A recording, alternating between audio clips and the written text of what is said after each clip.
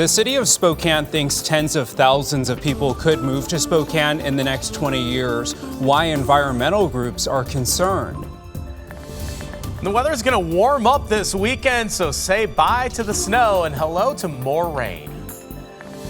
And it's officially the weekend. Got some free time? We've got a bunch of cool events to tell you about. Up with KREM begins now.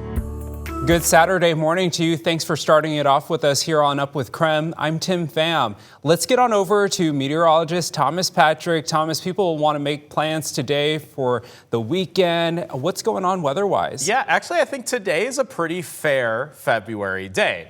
Might not be the warmest, nor the coldest, no rain or snow. Actually, our driest day of the upcoming forecast. But after some bitterly cold temperatures on Friday, today will warm up to the point where any of that leftover snow from this past week is going to start to melt away. We're going to have high temperatures into the 40s for Spokane, Coeur d'Alene, and the Palouse. We actually do that one better tomorrow. Mid-40s on the way, but there come those rain chances. Not until very late on Sunday, though. So this weekend, again, maybe not the warmest February weekend ever, but certainly not the coldest. Enjoying temperatures in the 40s for now. New this morning, STA says double-decker buses will return to service today. They will be available on select Route 6 and 66 trips. This is a little over a month after the double-decker bus crashed into a railroad viaduct in downtown Spokane. Because of that crash, STA took the buses off the roads, added additional training for drivers and more safety measures. Earlier this week, STA began testing those new protocols. This week in Boomtown, public comment closed for Spokane residents to weigh in on the city's 2046 comprehensive plan. It's meant to guide how the city of Spokane manages growth over the next 20 years. Some groups are concerned about how the plan may impact the environment. Over the next 2 decades, the city projects that more than 23,000 new residents will move to Spokane, driving the need for more than 22,000 additional housing units. Spokane Urban Nature warns part of the city's draft plan, the environmental impact statement, could waive environmental review to speed up infill development. The group is in support of high-density housing, but they want protections in place. That development across 195 is an example of an opportunity lost. So with a little bit of tweaking, they could have saved trees, they could have used the natural drainage. There's probably all kinds of things that they could have done, but it's not required, and this was easier. We did ask the city of Spokane about this situation. They say they are not proposing any rollback of existing environmental protections. The city says Plan Spokane 2046 will be adopted by the end of the year. A big milestone this week for One Spokane Group. A group of people in Spokane has gathered downtown for early morning walks more than 100 times in the last year. Their goal here is to raise awareness about addiction and safety in our streets. We caught up with them to get their perspective on how things have changed over the past year. What we did was commemorate a walk that began last year, exactly on this date.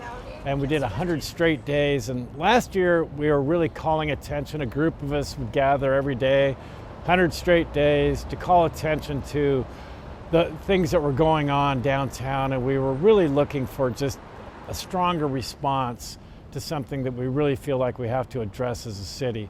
We noted last year that we had really risen to the top of the list of larger counties in America for overdose death rate. We were the top county in the country, and so that was 100 straight days, 5 a.m., and now here we are a year later, and a lot of things have changed. We've had 9 straight months where the overdose death rate is decreasing.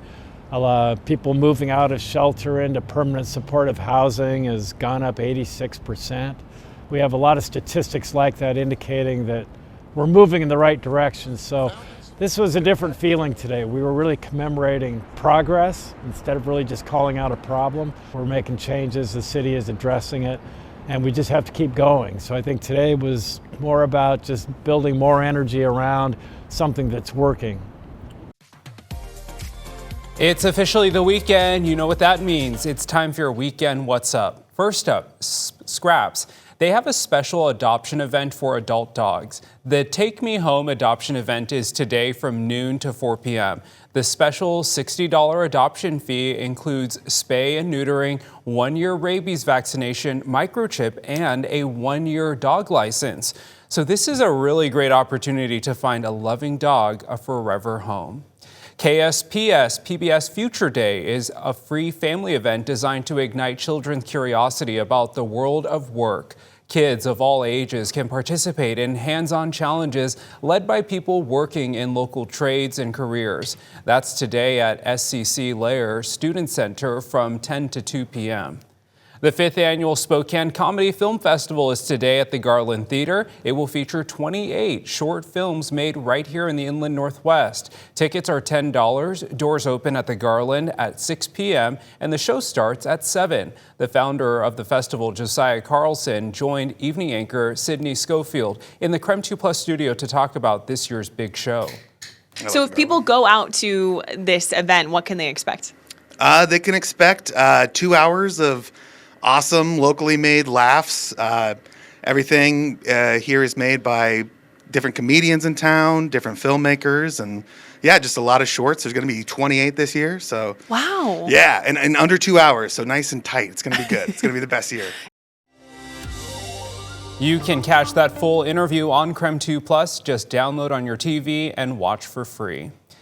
The Spirit Lake Winter Games Outhouse Races and Chili Cook-Off is today at Spirit Lake City Park. Haven't been to this one, but I've been to the one in Concanelli. It's a great time. Races and winter games and activities are at 11 a.m. and the chili competition starts at 10:45 a.m.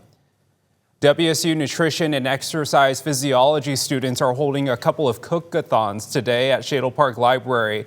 They'll be doing live cooking demos and teaching how to use everyday foods to support strong bones, muscles, and memory, as well as brain health. The 3-part cook-a-thon starts at 11 a.m. Have you ever wanted to pick up golf? I know I'm thinking about it, so maybe you are too. Coming up, a look at the Spokane Golf Show happening today. And later, it's American Heart Health Month. And if you often feel stressed, you could be at risk. Tips from a local doctor about keeping those stress levels down and heart health high.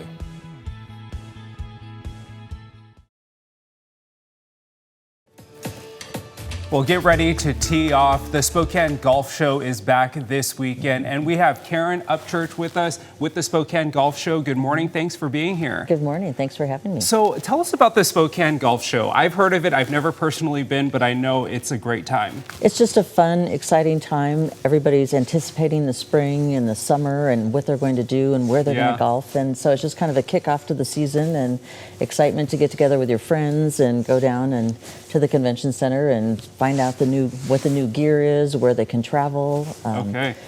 So it's at the Spokane Convention Center Saturday and Sunday? Yeah, Saturday 9 to 5, Sunday 10 to 4 at the convention center. So you kind of spoke a little bit about what you can expect if you go to this. There's going to be vendors. Talk more about what people can expect if they attend. There are vendors. There are probably over 30 golf courses there. There are club manufacturers there. You can hit new clubs. You can purchase new clubs. There's clothing.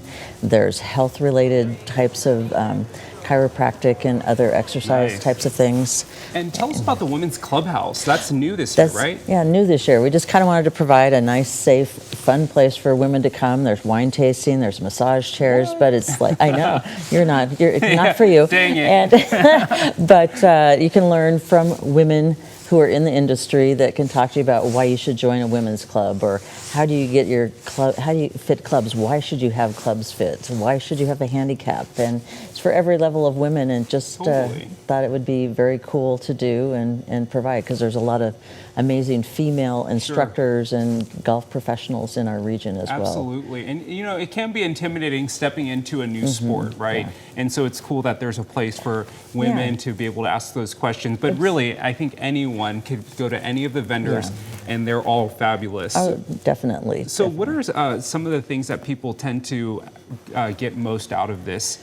show? It just depends on what level. There's a lot for kids to do. The PGA cuts down clubs to the side. Anybody 12 and under can walk away with a free club. There are clubs for kids, like groups, athletic competitive groups. So that's for kids. There are golf courses you can go and find. And how do you play a deal? How do you get the best deal at Palouse Ridge at the golf course is the only time they will sell that. You can find travel. How do you travel to Canada? We have Canadian resorts. We've got Oregon resorts, Montana resorts. So it's just everything golf or lessons. You said you haven't. I know. I wanted to ask you about the lessons. Tell folks at home about the lessons. I know people there might perk up a little bit when they hear about lessons. There's all sorts of lessons. So with all the courses, you have the Spokane County, Spokane City courses are there. They're going to be golf instructors, and wherever your closest, your favorite course, you can go, and everybody has an instruction program that would take care of you and get you involved in golf. Okay. So, one more time, give folks at home the details, how much it costs, where it's at, and when people can attend. Okay. The show is Saturday 9 to 5, Sunday 10 to 4 at Spokane Convention Center. There's a $12 admission fee to get in, and if you're 12 and under, it's free. So, and also when you purchase a ticket to the golf show, you get free admittance into the Spokane Outdoor and Bike Show is happening at the same time. Oh my goodness, so, 2 for 1. 2 for 1, yeah. All right, Karen, thanks so much for joining us. Be sure to check out the Spokane Golf Show. I'm gonna be there. I definitely need to get some lessons. We'll hook you up. Karen, right. Thanks so much. Our temperatures will warm up a bit through the course of this weekend, so we'll be next tracking rainfall by the end of it. Your weather impact forecast is coming up.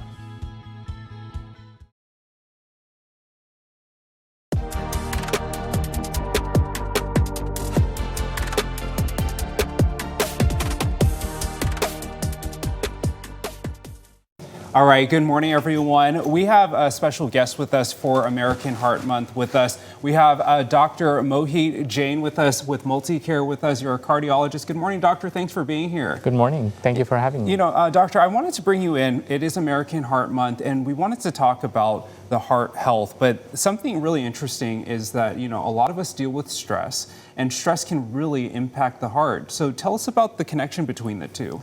Yes, thank you for the question. Stress is something that we all face, and in short bursts, stress helps us cope with the situations. Sure. But when stress becomes chronic, it can cause heart problems. It can lead to increased inflammation, lack of sleep, and because of that, you can have heart problems. Okay, you talked about inflammation. So how does your stress cause the inflammation to then impact your heart? Yes, so when people are stressed, they release their fight or flight hormones, which is the adrenaline and cortisol. And these hormones then attract inflammatory markers. And in the short term, again, that's helpful, but when this becomes chronic, it becomes a heightened state of constant arousal. Sort of like if you think about a car engine that's running at very high speed without any rest. So with that inflammation, that causes increased plaque buildup and can lead to higher blood pressure and things of that nature. You said something about chronic stress. I think so many people at home watching can relate to chronic stress. Life is hard. There's a lot of things going on. Sometimes it feels like we're always stressed. And that kind of raised a red flag for me, at least. So talk about chronic stress. What are some things that we can do to not always be so stressed out? Yes, certainly. Stress affects all of us with our, work-life balance.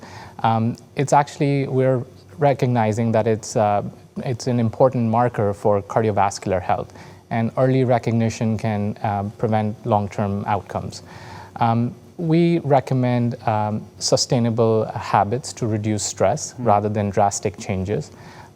Things like stress reduction techniques like meditation, yoga, things of that nature, eating a healthy diet, exercising regularly.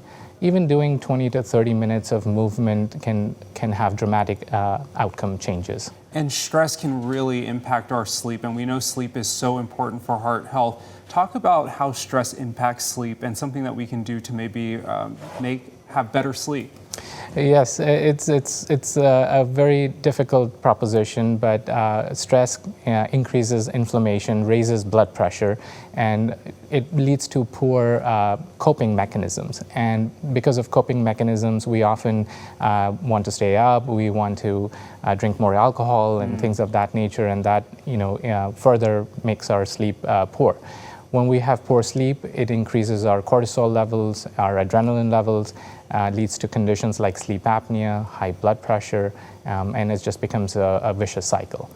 So when you're seeing your patients and you're seeing some signs, are you asking your patients about their stress levels and what they can do? Yes, most certainly. I think stress has now become one of the markers of that is under-recognized, and we use that to prevent heart disease.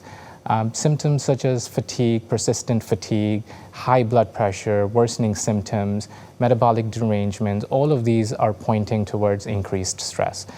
So I would say if you're experiencing any of this, your heart is already being affected, and I think it's important to get that checked out. All right, Dr. Jain, thanks so much for joining us. We will have much more American Heart Month coverage throughout the morning. Last week was one of our cooler weeks, and all the mountains got a lot of snowfall, which was exciting to see. I bet this weekend is going to be busy mountainside to try to take advantage of some of that fresh powder on what is typically most of our off days here. Snow melting on our lowlands as the temperature trend starts to warm up, especially today and tomorrow, as we should quite comfortably hit the 40-degree mark before we get to a rainier forecast by Sunday. As we kick things off this weekend, here we go. 42 in Spokane, 40 in Coeur d'Alene, and 40 in Pullman. So yes, warmer than it was yesterday by quite a margin, off of those bitterly cold low temperatures from Friday morning. So feeling a bit nicer, though pretty average for late February standards. It'll just be warmer yet tomorrow. I'm thinking mid to upper 40s are going to be very common on Sunday before we get to these rain chances. So we'll show you the rain for early next week. And yes, it does warm up pretty quickly because of how this weather pattern shapes up. Quite literally, it's the shape of the jet stream that I'm most focused on. And if it comes out of the southwest, it feels a bit like an atmospheric river pattern. Now, whether it truly is or is not, feels like it doesn't matter in this case, because by Sunday evening, we start to see the warm weather and the rainy weather return, which would be a couple of the factors of atmospheric rivers in general. Here we go on Monday, and the rain is just pretty constant. I do think Monday is easily our rainiest day for this next week. And really, Sunday night to Tuesday morning will be about our time frame for most of that rainfall. I already go 90% chance of rain on Monday, and then 60% still for Tuesday morning. First raindrops could really fall on Sunday afternoon. It's just more Sunday night, and Monday is when most of the rain is going to be falling for the region. Next week, we will be a little bit warmer than average. Not by much, but enough to make a difference. Highs will likely be in the mid-40s. That will come with all those rain chances. It should be heartwarming, but a lot of people are reading something very sinister into it. Coming up, people might want to ditch their Ring doorbells after a controversial Super Bowl ad. What concerned customers are saying.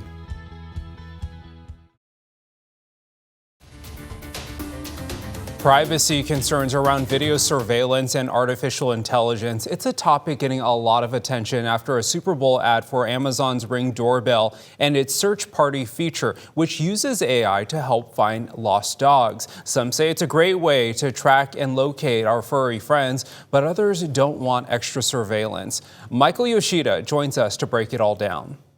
It's a Super Bowl ad that had some throwing a flag. I saw it live, and it was one of those, uh-oh moments.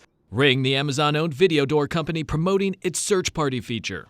One post of a dog's photo in the Ring app starts outdoor cameras looking for a match. Search Party from Ring uses AI to help families find lost dogs. It should be heartwarming, but a lot of people are reading something very sinister into it. Ring hasn't been accused of any wrongdoing, but the ad did spark conversations around unwanted surveillance, AI going through and analyzing videos, and how the technology could potentially be used. There's absolutely Why is a Ring competitor even putting out this satire video, highlighting privacy worries and public distrust? We could find literally anyone, but we only use this technology to find lost dogs. A lot of this is people speculating about how the technology could be used in the future by a bad actor, rather than necessarily bad behavior that's happening right now. Ring's founder says the company prioritizes customer privacy, and the application's use is limited. Right now, the search party feature is literally just built for dogs. So it's built to look for dogs, to tell you if the dog is in front of your house, and then you have the decision to, contact the owner or not. But experts say concerns over what comes next shouldn't be dismissed. These technologies are getting so advanced and so sophisticated, we can't just ignore the implications and the risk. These same things that are treated as privacy risks for some people are actually kind of a feature. In Washington, Michael Yoshida. Idaho's still debating a bathroom bill. Coming up, why some opponents say it would be bad for business.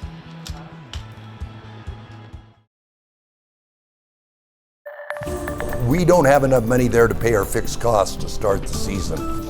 Ahead on Up with KREM, as Idaho proposes budget cuts, the state's firefighters worry there won't be enough money to fight wildfires. Plus, an Idaho bill could hold business owners accountable for who uses their bathrooms, why supporters say it's necessary.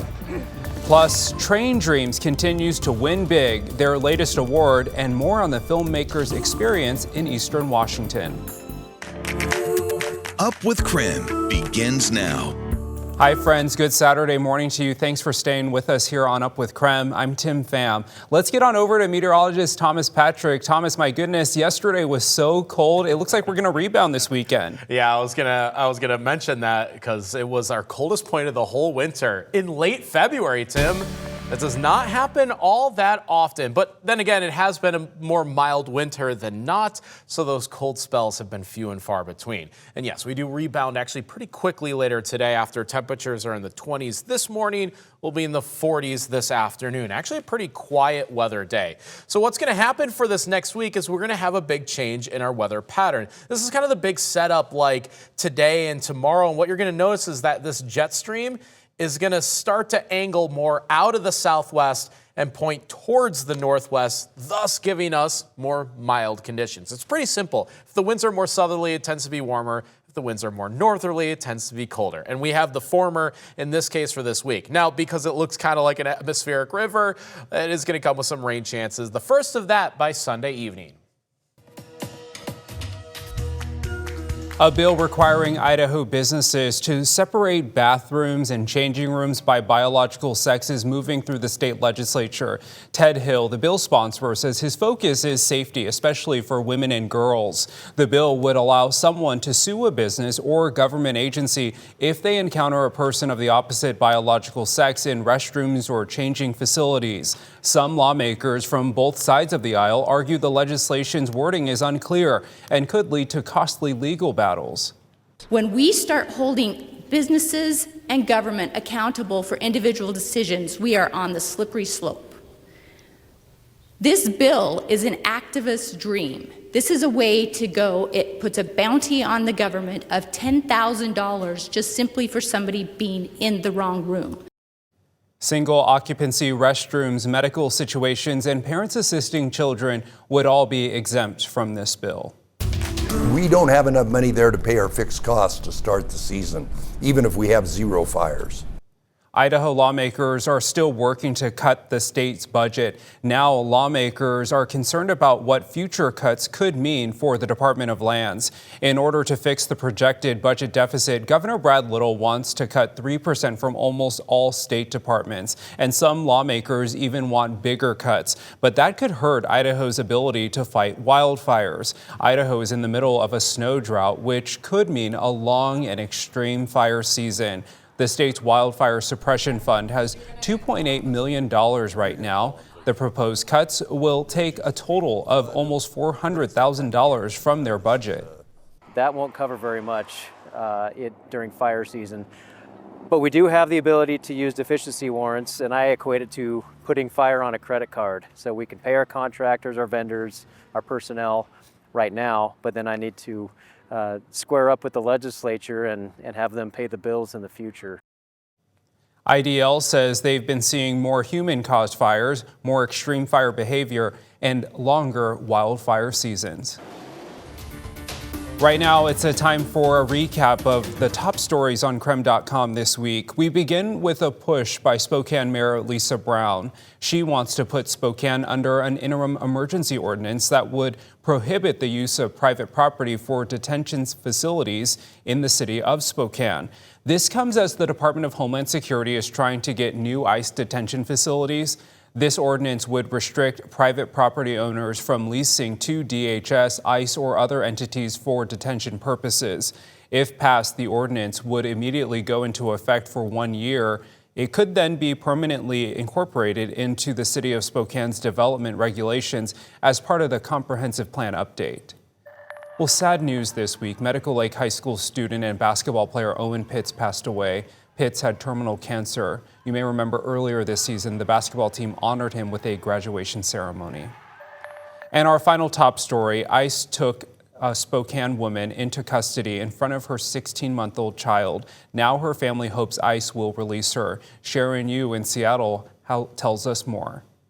The mother of the 16-month-old is currently detained at the Northwest ICE Processing Center in Tacoma. She is a green card holder and has been living in the U.S. for more than 2 decades.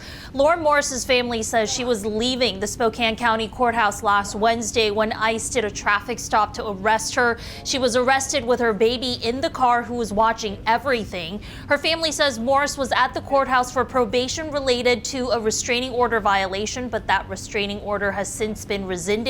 She's from London and has been in the U.S. legally since she was 15 years old. The Oscar-nominated Train Dreams, set and filmed right here in the Inland Northwest, keeps racking up the awards. David Daniel has a breakdown of their most recent win. In the forest, every least thing's important. It's all threaded together, so you can't tell where one thing ends and another begins. Train Dreams has won Best Feature of the Year at the Indie Spirit Awards, as well as Best Director for Clint Bentley and Best Cinematography for Adolfo Veloso. Both men, who are also Oscar nominees, say they knew the film was special while they were making it. I connected with so many aspects in the movie, and I was really connected to certain things that made the project be very personal to me in a way. A lot of crew brought a lot of themselves to it, and even brought heirlooms from their grandmother that they wanted to put in the film, things like that. Ahead on Up with KREM, Girl Scout cookie season is officially here, and today is a great day to grab a box, or maybe 5. We'll tell you how to find Girl Scouts near you. But first, a Pocatello girl made it big on runways in Paris and New York. Now she's getting back to her roots and making Idaho's spuds stylish. That story coming up next.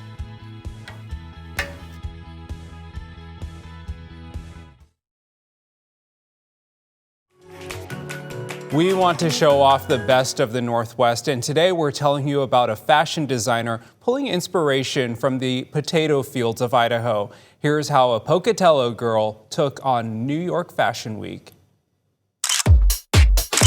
Before New York Fashion Week, before Paris, and before Project Runway Junior, Cartier Dior Eliason was a little girl in rural Idaho making dresses out of whatever she could find. I started doing fashion design when I was 9 years old. I started just making dresses out of literally anything I could get my hands on. I lived in the middle of nowhere in Idaho. I did not have money for fabric, but my grandpa hooked me up with a whole bunch of phone books from our town's recycling program.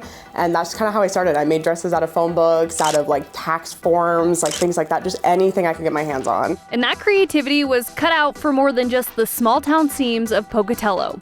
It landed her on Project Runway Junior in New York City when she was 16. I absolutely loved Project Runway growing up. I grew up watching that. So it was just perfect. And I auditioned for the first season and didn't get on. And then on the second season, that was when I got it. After threading that needle, she stitched together a bigger dream, taking her talent across the world to a fashion school in Paris. But even there, Idaho was always in the fabric. I was in Paris making collections about things I was making fabrics that were inspired by the colors of the sunset over the Rocky Mountains. I was making collections inspired by Napoleon Dynamite. I just always was showing my love for Idaho, and I was I need to get back to my roots. And she did, which is why this moment feels inevitable. 6 months ago, the Idaho Potato Commission reached out to her with a simple idea. What if they brought back the iconic moment from Marilyn Monroe, where a potato sack gets reimagined? The fact that they selected me, like just some girl from like the middle of nowhere in American Falls, Idaho, heart of like potato country, it's just really special to me. And it's been a really special process with them to be able to create this collection. At first, the plan was to make 1 or 2 dresses, do a small pop-up in a grocery store during New York Fashion Week. But then it grew into a full collection in the heart of New York City at Grand Central Station. Did you ever see yourself just really getting to this point? This honestly has been a dream since I was a little kid. I've always wanted to go to New York Fashion Week. Like, you know, ask my parents from the time I was like 7, 8 years old. I was like, I'm going to Fashion Week. I'm going to go to New York. Like, so this has been really special to see this kind of come together and in such a perfect way. Like, I feel like the stars really aligned on this collection. The collection is filled with short dresses, a wedding dress, even an iconic pantsuit. We got folks from Idaho. Her hand-painted custom designs were shown on the Today Show and has been recognized by national media groups. We are here from Idaho. We're bringing Idaho Potato Couture to New York Fashion Week. The Idaho Potato Commission started this project as a way to honor the hard work of Idaho's potato farmers and celebrate Idaho's farming heritage. But it's also grown into more than that. Several pieces from the collection are now being auctioned off, with every dollar earned going to No Kid Hungry, a nonprofit to help fight childhood hunger across the country. Bidding ends on Tuesday, and I know that some of the pieces, people are kind of fighting over them, so if you want to get in there, like get in there. For Cartier, the spotlight isn't just about leaving Idaho behind, it's about bringing it with her and never forgetting where she came from. It's really special to me that this project came up and just at like the perfect time and in a way that I could really be able to represent Idaho on such a grand stage. It was National Caregivers Day this week, so Nicole Hernandez learned more about caregiving options in the Inland Northwest. That all-new interview coming up.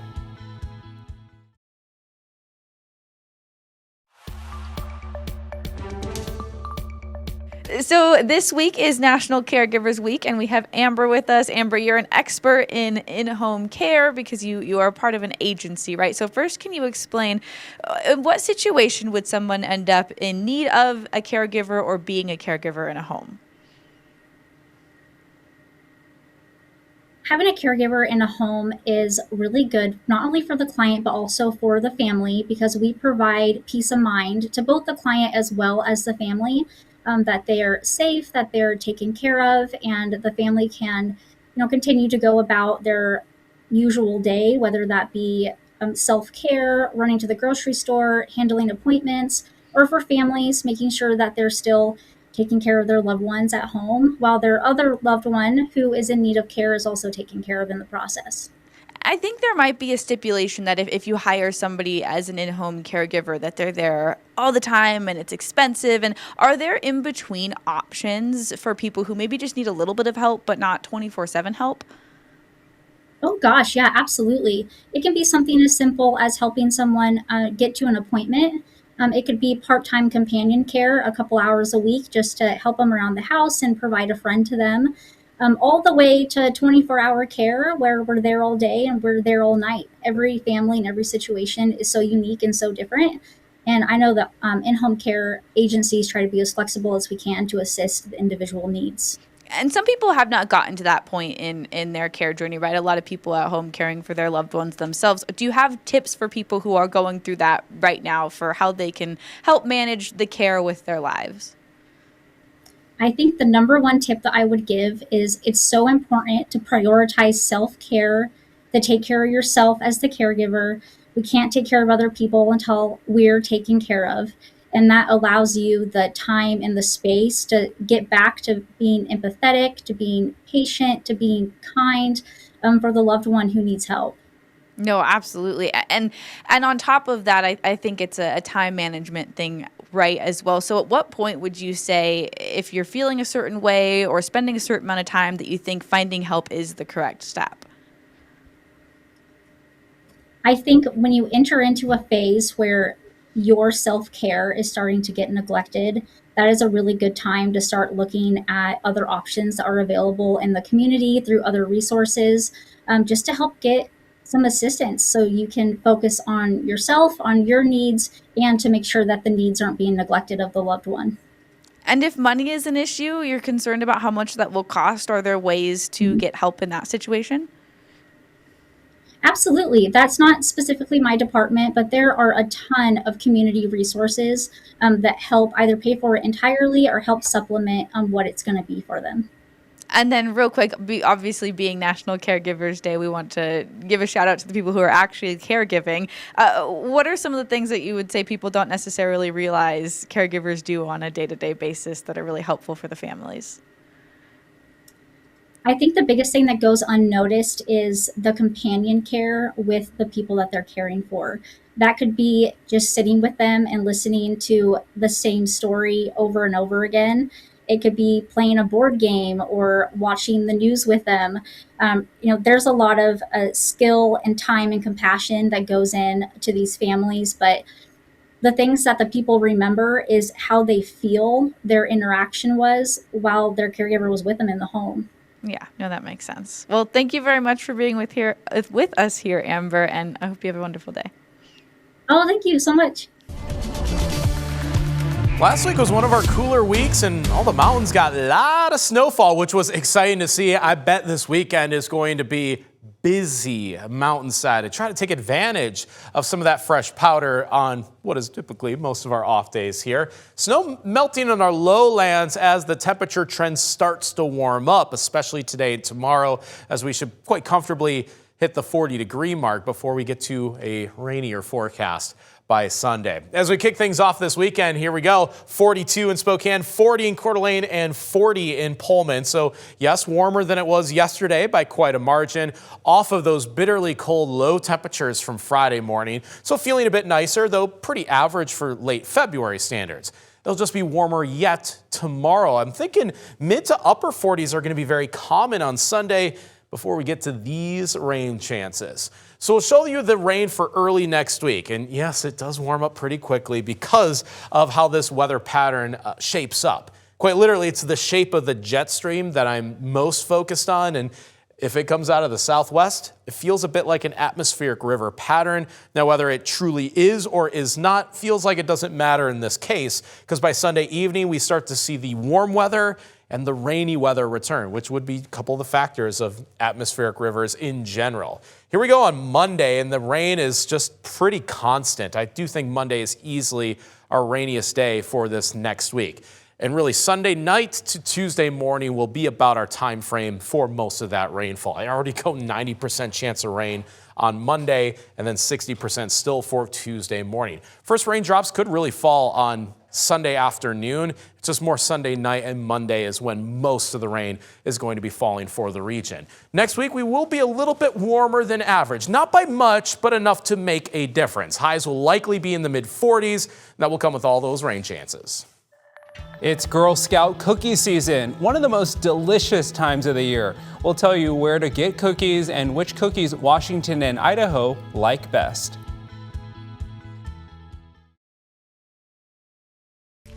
Oh, here's the good news I wanted. It's one of the most delicious weekends of the year, you could say. Turns out it's National Girl Scout Cookies Weekend. It's a thing.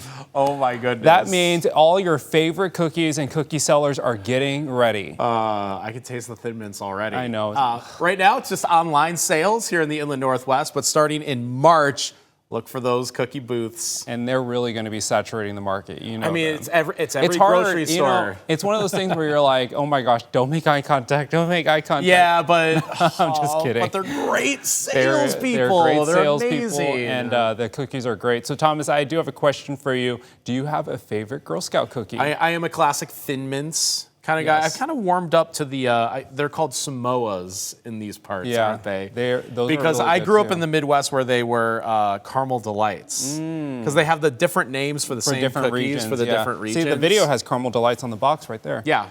So I really do like Thin Mints too, but after a while, someone told me that doesn't it taste like chocolate toothpaste to you? No, and it ruined it for me. I was like, oh. So I know people say mint flavored things taste like toothpaste to them. I don't have that gene. Well, which here's I'm the glad thing. because I love mint flavored I like the things. lemonades. The lemonades are good. I like the shortbread lemon ones. Those ones are good. Oh yeah, But I mean they're all good. And they always have some new ones. Here's a fun fact for you. The Girl Scouts say Thin Mints are their most popular, accounting for more than a third of their total sales. But in Washington, the top cookie is Caramel Delight. There you go. Okay. And some people call them Samoas, of course. Over in Idaho, Thin Mints reign supreme. I was just going to say, I didn't see the script beforehand, but I guess I preempted it with the Caramel Delight Samoas. Well, if you want to double check locations for hours and Girl Scout cookie booths, you just go to the Cookie Finder page on the Girl Scouts website. You can search by zip code. You can always order online, which again, that starts this weekend. Oh gosh, my wallet, my waistline. God. It's worth it though. You can freeze them. So delicious.